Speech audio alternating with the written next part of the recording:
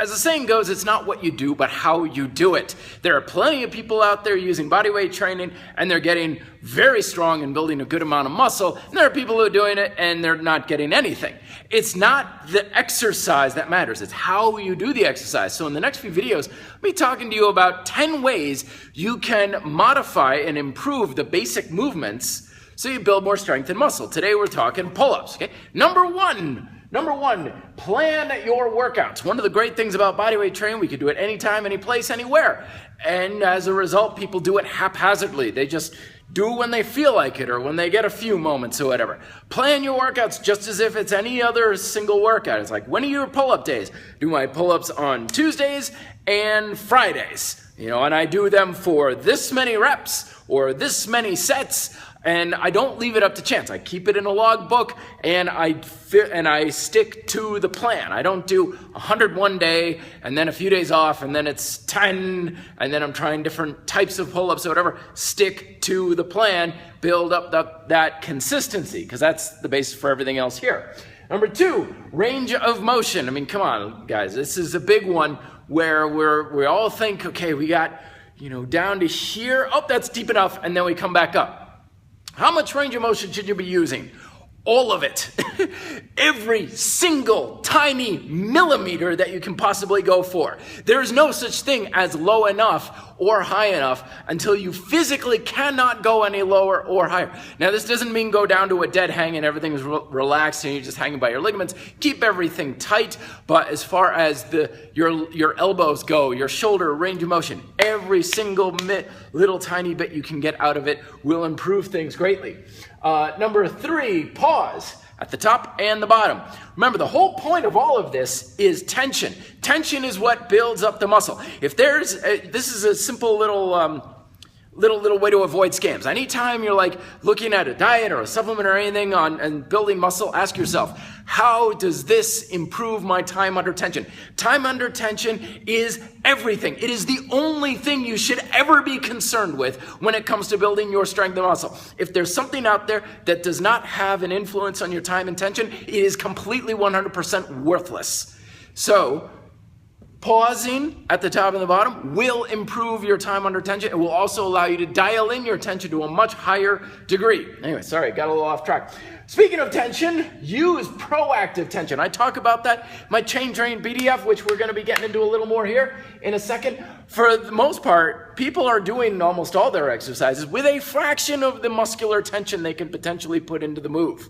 So if you've got on a scale of 1 to 10, and you can potentially put in like a 9.5 on a good day, most people are at a 7 because their mind is thinking, I just need the minimal amount of tension to get the move done. And that's how low their standard is I just want to get the exercise done. You don't want to get the exercise done. You want to put as much tension into the muscles as you humanly possibly can. It doesn't matter if it's a warm-up. Just squeezing and forcing tension into your muscles as much as possible when a proactive way will put far more tension in the muscles than you would if you were just all right, just make sure I get the exercise done and do it right or so forth. Speaking of proactive tension, PTR, I explained this also in my Chain Train document. PTR stands for position, tension, and resistance. It's the 3 setups for every set that I ever do for every exercise. Position, you set up and you get into the optimal position. Where's your grip? Where's your elbows? Where's your scapula? Where's your Where's your hips? Where's your abs? Where's your feet? Tension, put the tension through your muscles as hard as you can. And then you lift your feet off the floor, step off the bench, and you have the resistance. A lot of people do this backwards. They just jump on the bar, the tension goes wherever the hell it's gone, and they're like, oh yeah, wait, oh shoot, I gotta adjust my hands and stuff. They do it backwards. As a result, proactive tension is non-existent, and it's all over the place, and who knows what you're gonna get with that. Number 6, breathe. For the love of God, please breathe.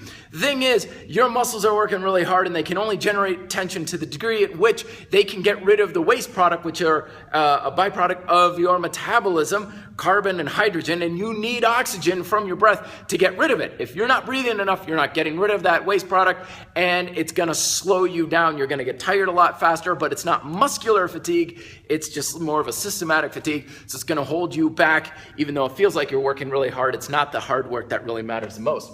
So make sure you're breathing constantly throughout these things. Number 7, total body control. Okay, your legs picking up, kicking all over the place and stuff. Nothing, whole body, rock solid.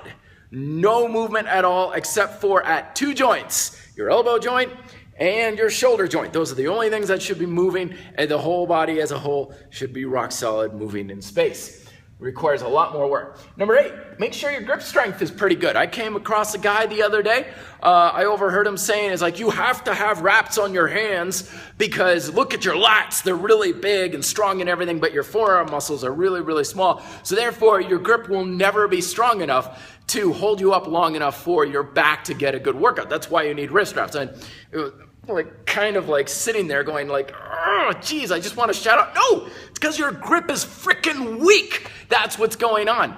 If you're dropping down or if you feel like your grip is the weak link in your chain, practice some towel hangs for a few weeks. I guarantee you that will make a big difference, and your grip will never be a factor at all in any of your pull-ups with greater grip strength. Number 9, levers. This is another one. A lot of people have elbow dominant pull-ups. So as a result, their biceps are getting a lot more work than their back because they're not used to engaging their back for pulling the arms all the way from up here all the way back down. Lever work, like your front lever, is a great way to train your lats, your traps, your rhomboids to work a lot more for this kind of motion, so you're going to get far more back activation out of every single pull-up rep you do. Finally, train your chain. Check out my chain training PDF.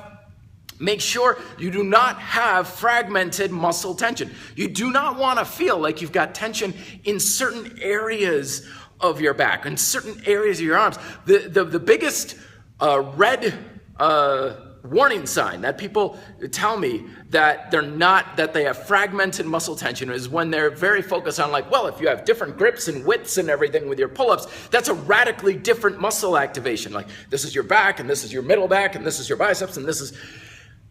Ideally, it should all be the same. I don't care what grip I've got, underhand, neutral, whatever. It's all 99% exactly the same. It makes no difference to me, but I go narrower because that improves my range of motion at my joints. Check out my Train Training PDF and let me know if you have questions on any of these to help you build more muscle with your pull-ups. Be fit, live free.